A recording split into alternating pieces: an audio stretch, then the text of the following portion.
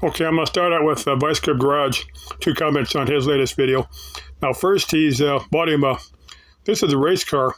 He drives it from, I think, somewhere in Georgia back home to, I think he said somewhere in Tennessee, somewhere in Nashville, but I may be wrong on that.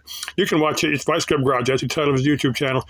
Watch the last one. Now, he bought him the no race car. This is not a NASCAR or, a Formula One. It's an open wheeled. It's got racing slicks on it. He drives this thing in the rain. Then he talks about, I'm laughing, but it's serious. It's not funny. He gets in a couple of uncontrolled skids, and racing slicks are gonna spin out. That's just they just not grip to them. But I've been, not recently, it's been many, many years ago, I was a lot younger, but I've been in a couple of uncontrolled skids, or hydroplaning and stuff like that. Now, that's one of the scariest feelings you could ever have. If you've ever hydroplaned, you know what I'm talking about. Now, I've never driven in ice and snow, but I have driven, when it was wet, and have been hydroplaned or skidded. Like I said, that can really scare you. That can put fear into it. Second thing, at the end of your video, sometimes you ask, what should I do with this vehicle? Now, why are you asking that? It's your vehicle. You can do whatever you damn well please. It's your vehicle. And I suspect that's what you're going to do anyway.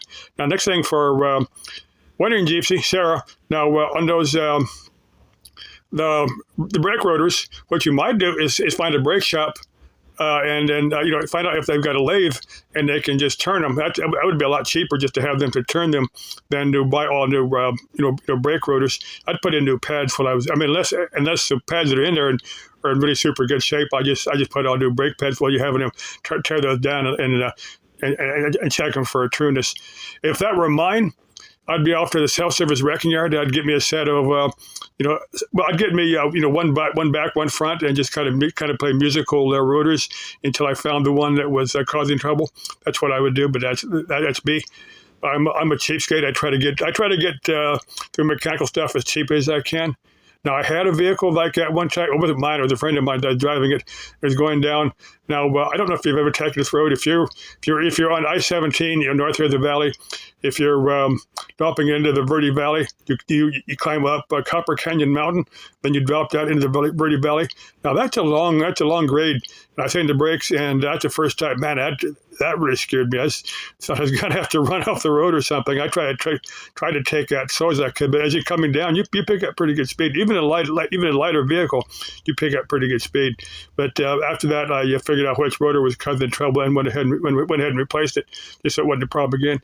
Like I said, you could either find you a gearhead boyfriend who would do that for you, like me, or take it to a brake shop and have them, check the rotors. Either put new ones in there, or hit the rotors on a lathe so they trim them up. Depending upon how much material left on the rotors. Now, there's a certain point, they can't take them down. They can't take off more metal than a certain amount. So they may be beyond that. You may end up having to put new ones on there anyway. And that checking steering wheel is a guess. That could be several things, but I would look at the wheel rotors first. I would check that. I guess tire balance might do that, but I don't think that would be a problem just in braking. Now the last thing is for Glorious Life on Wheels. Now she made one video where she talked about adult children,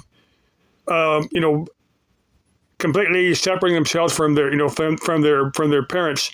Now, I got it, what you were saying, initially. I understand what you're saying. I didn't have any problem understanding it. I didn't comment on your video. I don't know if you're watching my videos or not, because I don't believe I've ever commented on any of your videos. But I've commented here, but I haven't commented on your videos. But anyway, now there's a number of reasons why adult children would disassociate themselves from their parents. Maybe they just have lives of their own, or too busy, taking care of life needs, or maybe the parents were mean, abusive to them. Maybe the parents were just emotionally, like my parents. I wasn't abused, but my parents were, how do I phrase this? They weren't touchy-feely. They weren't the close, fuzzy feeling type of people. Now, both my parents were, grew up during the Depression. And a lot of people that grew up during the Depression, that had a profound effect on on a number of people. They were financially conservative people. They, like I said, some of them are emotionally. I think you get what I'm saying. Anyway, like I said, the children may just not understand, what's going on with their parents. So it's quite a number of reasons, why adult children may be disassociating themselves from their parents. Just tossing that out there. Love your videos. Glorious Life on Wheels. I don't remember your first name, but love your videos.